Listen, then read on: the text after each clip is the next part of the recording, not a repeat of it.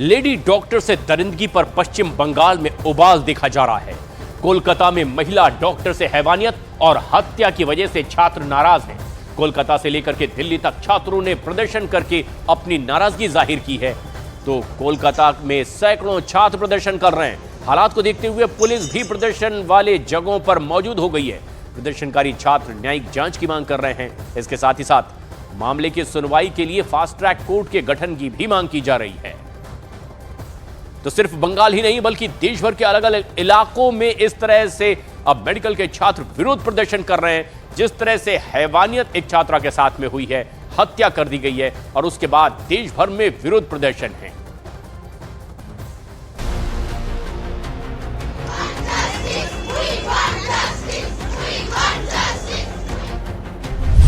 कोलकाता में महिला डॉक्टर की हत्या।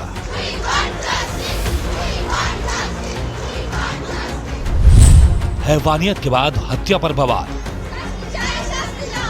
पश्चिम बंगाल की राजधानी कोलकाता के आरजीकर मेडिकल कॉलेज में 9 अगस्त को एक मेडिकल स्टूडेंट का शव मिलने से हड़कंप मच गया। छात्रा के शरीर पर चोट के निशान थे, जिसके बाद पुलिस ने शव को पोस्टमार्टम के लिए भेजा और एसआईटी बनाकर जांच तेज कर दी। पोस्टमार्टम रिपोर्ट सामने आई तो आम लोगों के साथ साथ पुलिस के भी रोंगटे खड़े हो गए। 4 पन्नों की पोस्टमार्टम रिपोर्ट के मुताबिक महिला के गुप्तांग से खून बह रहा था और शरीर के अन्य हिस्सों में चोट के निशान थे। पोस्टमार्टम रिपोर्ट में कहा गया कि महिला डॉक्टर की दोनों आंखों और मुंह से खून बह रहा था। साथ ही चेहरे पर नाखून और चोट के निशान थे। उसके पेट, बाएं पैर, गर्दन, दाएं हाथ और होठों पर भी चोट के निशान थे। उधर पुलिस ने एक आरोपी को गिरफ्तार करने का दावा किया और घटना की तह तक जाने के लिए उससे पूछताछ तेज कर दी।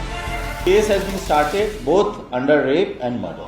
There are signs of sexual assault as far as this is concerned. We have cross-checked him and more or less this is confirmed that he is there. He was there. For us, he is a criminal of the highest order and we would see to it that he gets the highest punishment.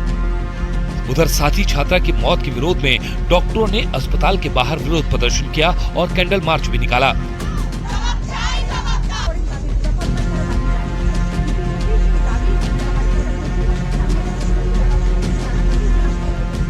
ये छात्र अस्पताल के बाहर ही धरने पर बैठ गए। छात्रों ने हत्या के मामले की न्यायिक जांच की मांग की। साथ ही दोषी को 48 घंटे के भीतर गिरफ्तार करने की मांग की। छात्रों ने दोषी को कड़ी सजा दिलाने के लिए फास्ट ट्रैक कोर्ट के गठन की मांग की। अस्पताल में 24 घंटे सुरक्षा गार्ड की तैनाती और सीसीटीवी लगाने की भी मांग की। महिला डॉक्टर की हत्या के मामले में वेस्ट बंगाल की सीएम ममता बनर्जी का बयान भी सामने आया। उन्होंने इस मामले में आरोपी को सजाए मौत दिए जाने की मांग की। साथ ही ये भी कहा कि उनकी सरकार मामले की किसी भी एजेंसी से जांच कराने को तैयार है।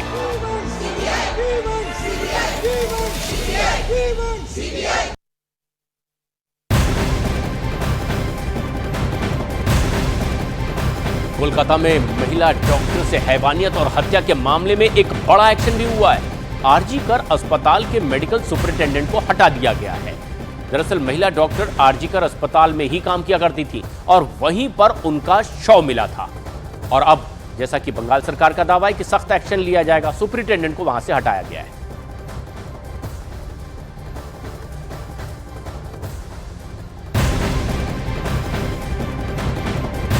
कोलकाता के आरजीकर अस्पताल में महिला डॉक्टर की हत्या के मामले में अब बीजेपी के केंद्रीय मंत्री सुकांत मजूमदार ने भी जेपी नड्डा से इस मामले में दखल देने की मांग की है।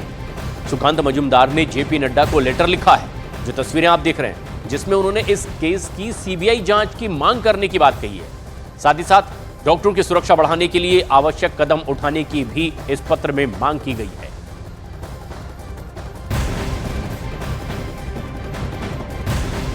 एक बड़ी खबर इस वक्त आ रही है। कोलकाता में महिला डॉक्टर की हत्या के मामले में पुलिस ने जिस संजय राय नाम के आरोपी को गिरफ्तार किया है, दावा है कि अब उसने अपना जुर्म कबूल भी कर लिया है।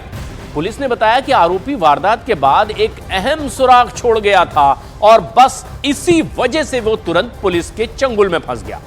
पुलिस को महिला डॉक्टर के शव के नजदीक ही एक ब्लूटूथ हेडफोन मिला था और इसके बाद पुलिस ने सीसीटीवी फुटेज की जांच पड़ताल की, कुछ लोगों की एक लिस्ट बनाई और इन संदिग्धों से पूछताछ के दौरान ये ब्लूटूथ हेडफोन आरोपी संजय राय के मोबाइल से कनेक्ट हो गया और इसके बाद पुलिस ने उसे गिरफ्तार कर लिया और पूछताछ के दौरान अब बताया जा रहा है कि उसने अपना जुर्म कबूल भी कर लिया है। पुलिस ने बताया कि आरोपी संजय राय एक सिविक वॉलंटियर था और अस्पताल के अलग अलग हिस्सों में उसका आना जाना रहता था।